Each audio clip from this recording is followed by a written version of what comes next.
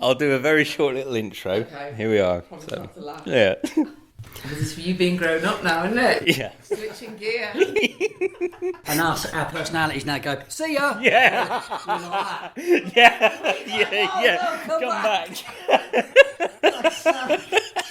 Our funny bones go, see you in a bit, mate. Yeah.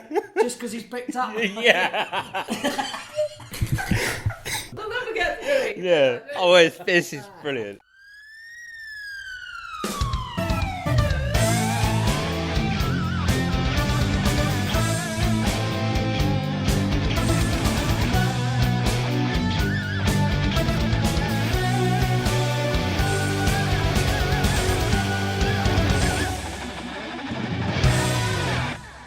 I am lucky and grateful today to be with two brilliant actors who, for the final decade of the Bill, played two of the longest serving regulars and most popular characters in the Bill's rich history. 10 years on, they're back working together on a brand new theatre production, and I can't wait to hear all about it. So, ladies and gents worldwide, please welcome the sensational Sally Rogers and the exceptional Chris Simmons. Welcome to the Bill podcast. Wow, that was a build-up. Yes, thank you. Well, you deserve it. Please tell us all about the Still Room. How did this journey begin?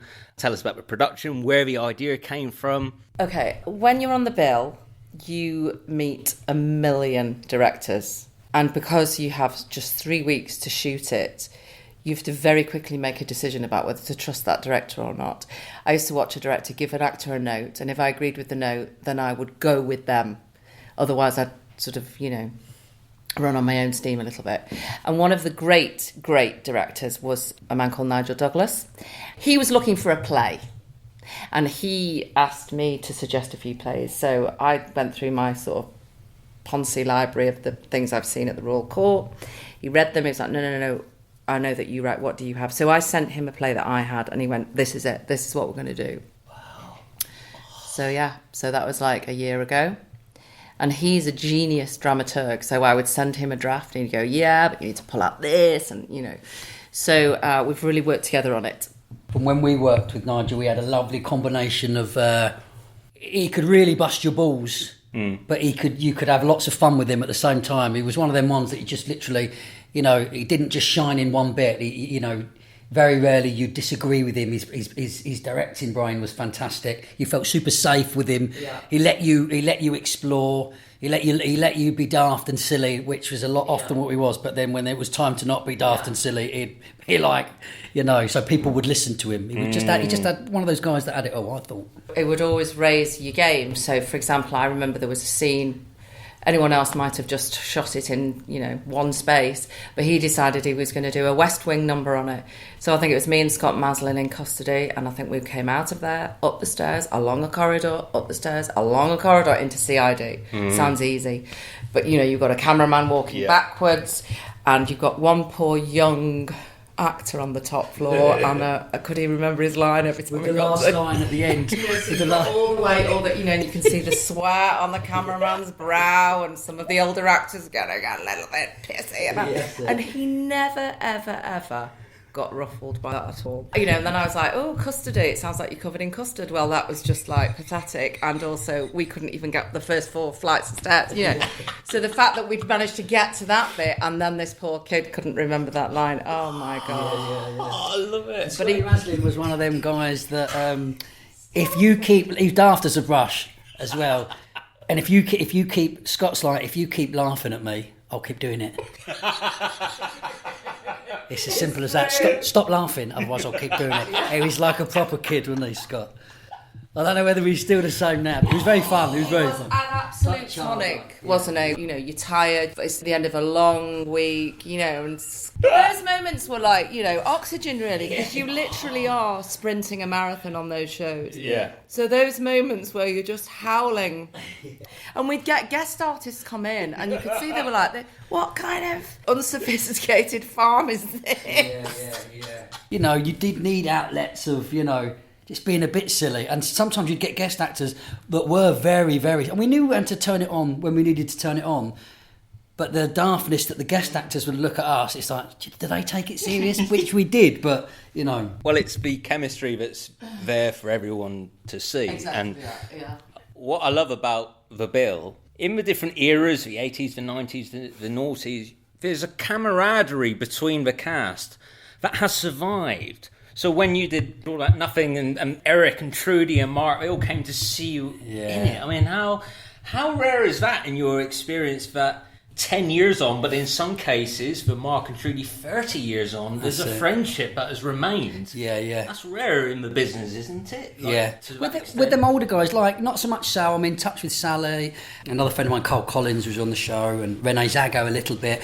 But apart from those, you're right, there never feels any uncomfortableness for when you're doing a show, and I bet you Sally will find this for her own piece, that they will come out in droves for her. They will come out in droves. And I'm not in touch with Mark Wingett or, Trudy. Every now and again, there may be some sort of, but you're just not. You just get on with your own lives. But I'm so pleased when I'm doing something. I go, I'd love them to come and see it. And I would always go and see them. You never feel uncomfortable about bringing them out. Does that make sense? Does that make sense or not? Yeah. They're very supportive. They're always lovely like that. You've seen the worst of each other as well as the best of each other on those long-running gigs. We're saying like you bury people, you break up with people, you have a baby, you have a low point personally, and you have to shoulder each other and hold each other up a lot of the time. Yeah. I remember. We were there all the time. Remember Kieran Griffiths, who was one of my favourite humans, and I remember him coming up to me going, "Here, Sal, this scene we've got. Oh shit, I didn't realise. I haven't learnt it, mate. And I just remember saying to him, "Don't worry, I'll get you through it." And sticking the lines, literally like the Generation Game, just having the lines stuck all over the set. And we got him through it. And, because it wasn't his fault. We were knackered, and sometimes the script will change, and you have to just be on it and in it. Totally the vending machine. I love it. So this is the same actor. So we're doing a scene in a warehouse. And the scene was that someone had broken into a vending machine. So the props department had gone to great lengths to smash the glass on a vending machine. And there was, your regular revels and topics and all in there.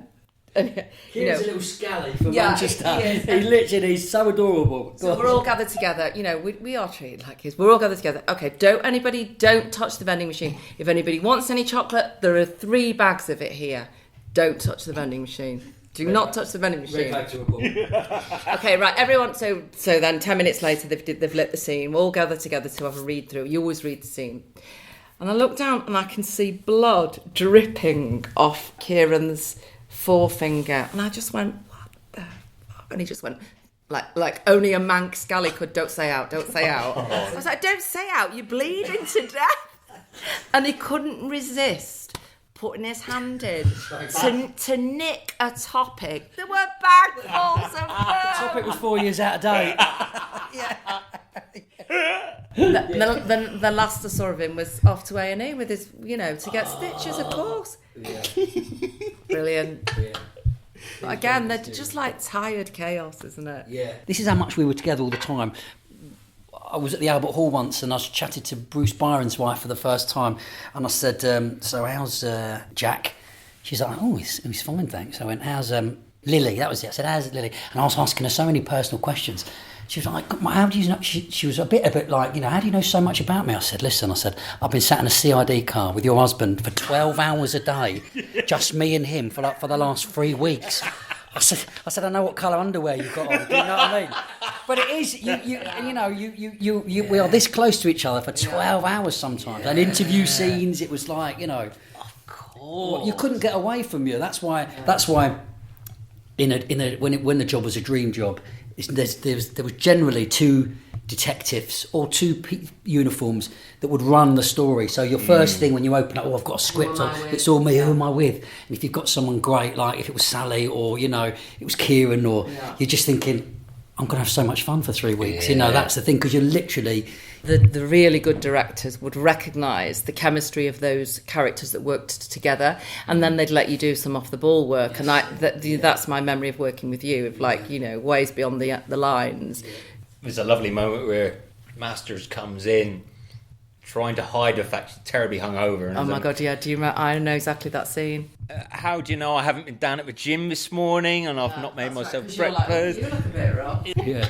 And then in the end I go, how do you know? And you've still got the stamp on your arm. Yeah, that's it. Yeah.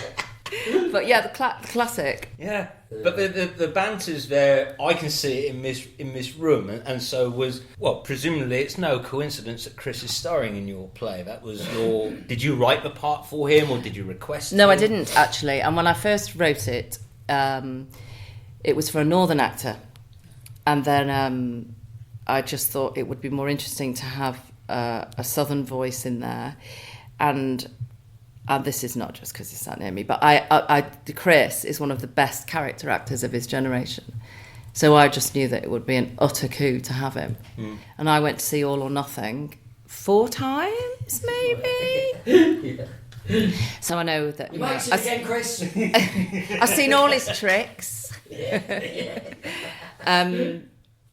But yes, I mean, having somebody that you know and like, it does make it easier. Well, what's it like when you read something that a friend, a colleague has written? Because that's as you know, writing comedy. Yeah. That's hard. Yeah. And so what's it like when you know the person, you've worked with them in a different way, and then you're reading something that they want you to play? It must be a special feeling, I can imagine. Yeah. Or pressure. Yeah. Well, the pressure is if you don't like it. Yeah. If you don't like it, thinking, oh my God, how do I get out of this? Yeah. But I did. I absolutely loved it. I thought it was very funny. I know how Sally's comedy brains and bones sort of work. It's got a lovely pace to it. It has a lovely heart to it. And if I'm being brutally honest and brutally selfish, the reason that I did it was I read the part. I was thinking the part's just phenomenal. It's absolutely phenomenal.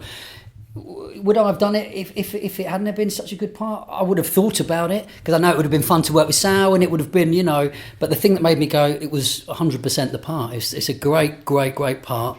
This guy that's sort of, on his own. Can I go into saying a little bit about the parts? Yeah. Or this guy that's sort of like, single and got a little bit of a hygiene problem and a bit of a confidence problem and he can't really look you in the eyes and, he's working with a lot of these younger girls and he's sort of, it's just wonderful. It's just oh my goodness. I said to Sally, I can't wait to start rehearsing and trying things and chucking that out and adding that on and rather than sometimes you read a part thinking not big-headedly, you just think, oh yeah, okay, I know how to do that. Yeah. And others you've got so much to think about, and you've got to be able to think, okay, well I know what I want to do. Can I actually put it across? Can I be brave enough to try something and and we whittle it all out. And when you know an actor, I've now started to refine the part to play to his strengths. Yeah.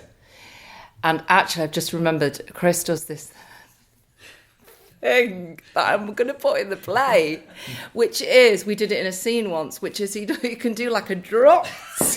It's like a kind of sad 80s dance move where he can just drop down, almost like a Wigan Casino thing, drop down onto one leg and spin round, and it is guaranteed to make me laugh. Like I said, she knows all my tricks, right? But there's no reason why you couldn't do that to show off to that new girl. Yeah. Did we do it in a scene in the bill? Yeah. I remember thinking, I'm never going to if they want more than one take, I won't be able to laugh. Oh, I did. But what the funny thing was about that, because he did it loads of times, but when you watched it on the monitor, you just saw me... but literally bounce out of shot and bounce back up like nothing had happened. That was the funny bit, yeah. And we also had one director, sorry to veer off the play, I'll totally come back to it. We also had one director who was up on Hollyoaks actually, Paul Rabowski. He was one of the only ones that would record all of the outtakes. Oh, and that was when it took you back. Even if you weren't the one that was creasing up in that outtake, you could not watch an outtake but thinking, that was the heart and soul of it. Do you know what I mean? Yeah. When the guys like yourself, and if it ever made it onto the TV and stuff, you saw what it was like for where we worked. But there's a lovely rare clip from the behind the scenes of the final day's filming, and Simon Rouse has that extremely moving speech. Yeah. He breaks down because he's feeling it. Yeah. 20 years he's had over. Yeah. And The comments are very so how lovely that it's Christina's Mickey who goes up and gives him a hug. Yeah. That he so badly needs, and that is a little window into the world, and it's there for all us fans to see. Yeah. But people will be, well, as you saw from your first tweets about this play, that they were so excited. What? This Natalie Roles has written this new play, So I think fans I thought she was thick. But let's talk about the writing process. And tell us about the play. Sure. So when I was 15, 16, I worked for a tired, run-down hotel. And there were older girls than me, and we were banquet waitresses. And being a banquet waitress is very different than a regular waitress because there's a lot more formality to it, and it's silver service. So I was probably terrified every single day of doing the job. You'd have a great heavy hot flat on your arm with 24 servings of turkey, sloshing hot gravy, and struggling between, and it was just really, really scary. And everyone had a story about, do you remember Janine? Yeah, she dropped a tray of Zambucas and that just set the whole tablecloth up like a fireball. There were it's just a very, very dangerous environment, and you've got aggressive chefs who want their baked Alaska to go out now and it's on fire, and you're 15. It was just terrifying. And also, me and all the girls were virgins, but we were surrounded by sex. Right. Surrounded by it. There were a lot of foreign waiters. This is the 80s, being walloped on the butt was just a regular thing. And, the chefs were always talking about sex, and it was just really weird. I'm sure if any of our fathers had realised what was going on, Do you remember at the time, did you feel like you had to style it out and just sort of think, yeah, I can go along with this, and but underneath you was, this terrified? No, because, you see, and this is where this is interesting in the play. So I was working alongside my friend Karen, who was almost 6 foot, and she was a school year older than me, and she had a flipping Mancunian answer for everything. I mean, and so I just hung on to her coattails, really, and I watched her sass it out. Don't you speak to me like that. I'm going to get my dad to little. And so I just sort of hid behind her a little bit, and I learned quite quickly that actually you can reduce guys to a pool of water with just a stare and a sassy word. So there's a lot of that in the play. There's a lot of that. So it must have been quite cathartic for you to write all this down. It was really. I mean, it's not quite autobiographical. I probably should have thrown that in because it gets quite dark, the play. We had a photo shoot where the girls put the waitress outfits on. And my friend that I'm talking about, my friend Karen, who was this sass head, she's a seamstress. So she made the aprons that they wear. So, that felt just so great for me to tie that all in. And the 3 girls, the stuff that comes out of their mouth, one of them just literally doesn't engage your brain. So it's like, it's not dangerous, but it's almost like it's so exciting on what she's going to say next, because it just blurts straight out, And then there's 2 guys that come, 2 completely opposite guys in personality wise, the guy that I play, and then there's another really he's quite cool, and he's probably been with lots of women, and like Sally says, he's just, and they're all a bit like that with him, and it's like the relationships and virginity's being bounded around a lot, isn't it? And on when to, and how she decides too soon, and it's really like on the edge, some of the dialogue. So this hotel was up in the hills from where I lived, just outside Manchester.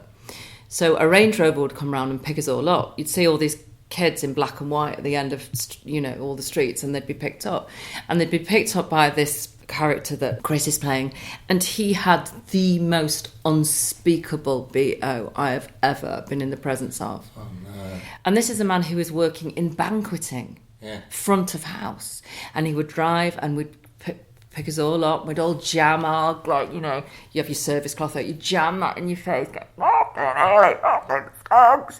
and this poor man, it's like he just had no idea at all. And then a hotel inspector came and said, he stinks, that guy behind the bar. And I remember the manageress showed this guy what the inspector had said, and he just said, who could that be? Oh, no. Absolutely no idea. So I've loved exploring that in Chris's part of just how somebody can be so unaware of their own shortcomings and condition and effect on other people, because he's institutionalised. He's lived in hotels all his life.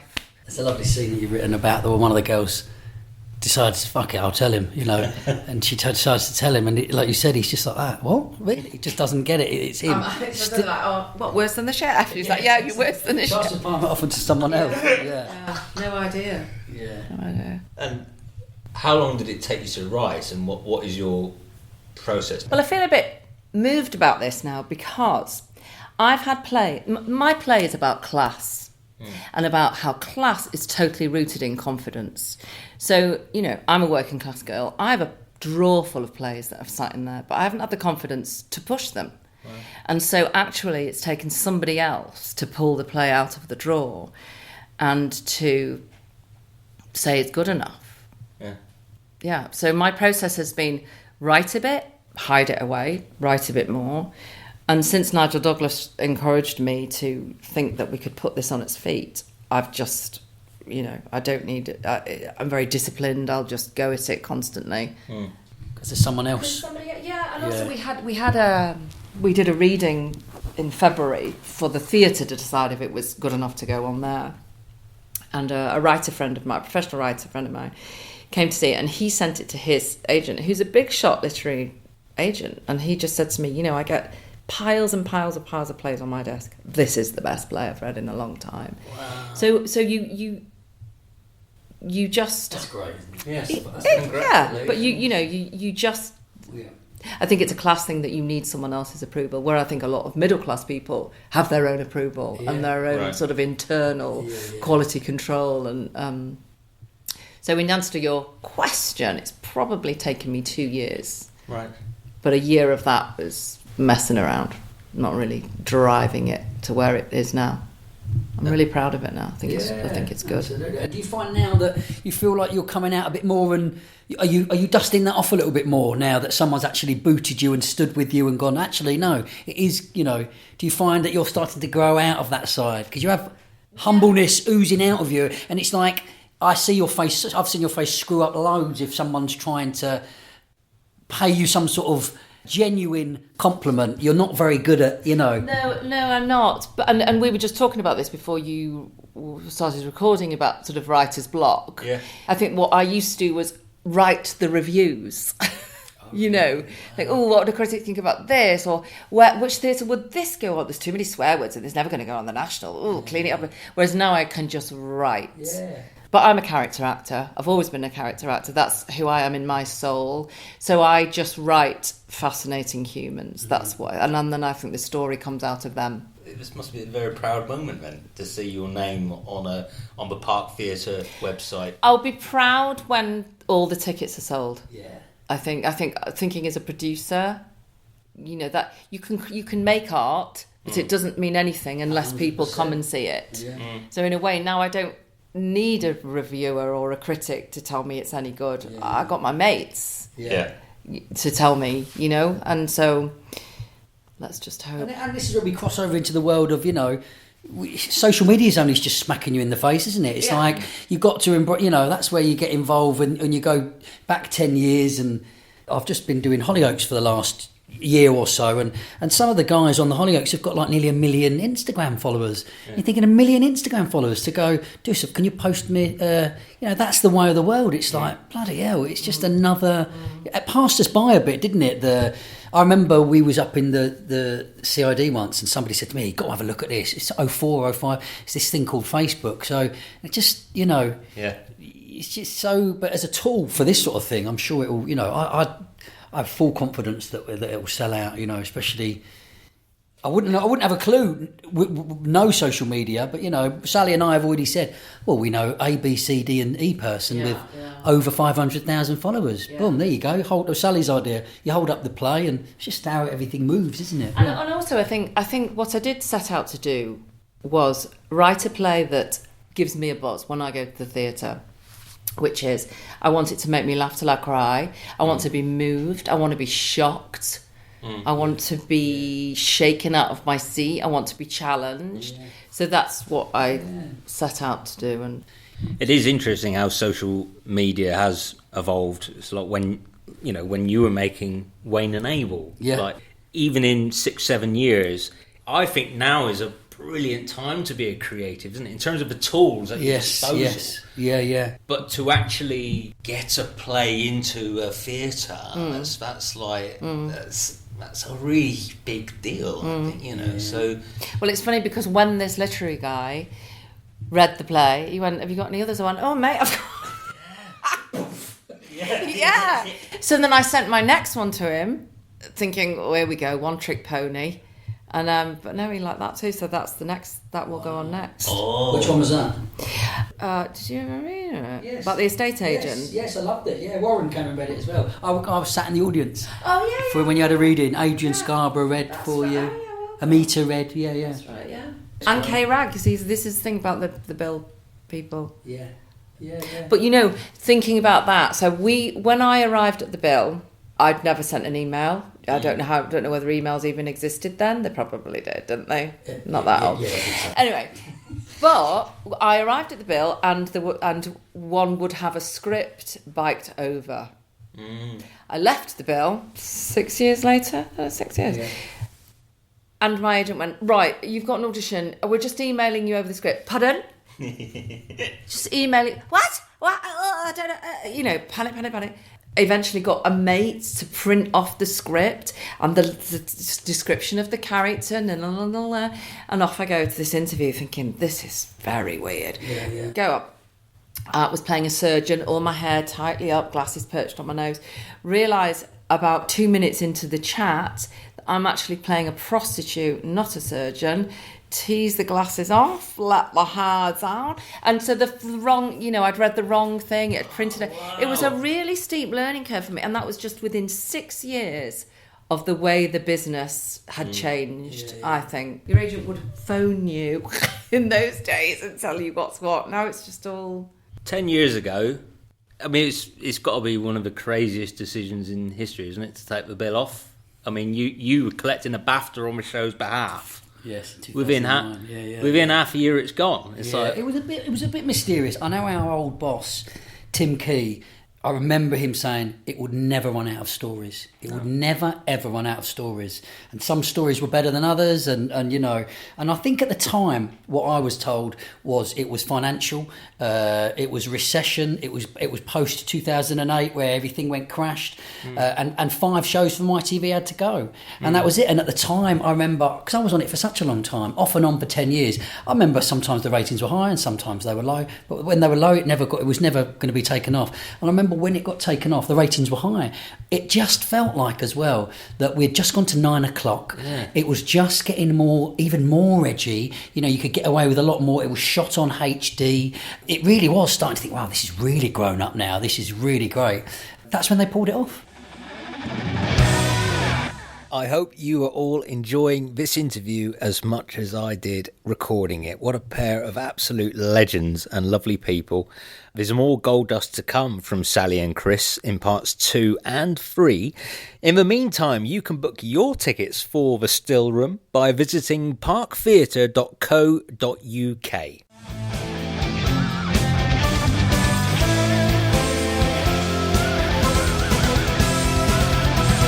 Hello, this is Ben Payton and you have been listening to The Bill Podcast. With special thanks to Sally Rogers and Chris Simmons. Produced and presented by Oliver Crocker. Co-produced by Paul Dunn, Chris Horner, James Ledane and Alex Mockler. Executive produced by Joseph Beaver, Christopher Booth, Daniel Christopher, Luke Hegarty, Benjamin Hughes, Edward Kellett, Stuart and Jen Morris, Justin Pitt, Tom Sherrington and Patrick Stratford. Brought to you in association with Misty Moon Events. Now, after listening to Oliver's excellent podcasts, why don't you check out my film review website, foryourfilmsonly.com.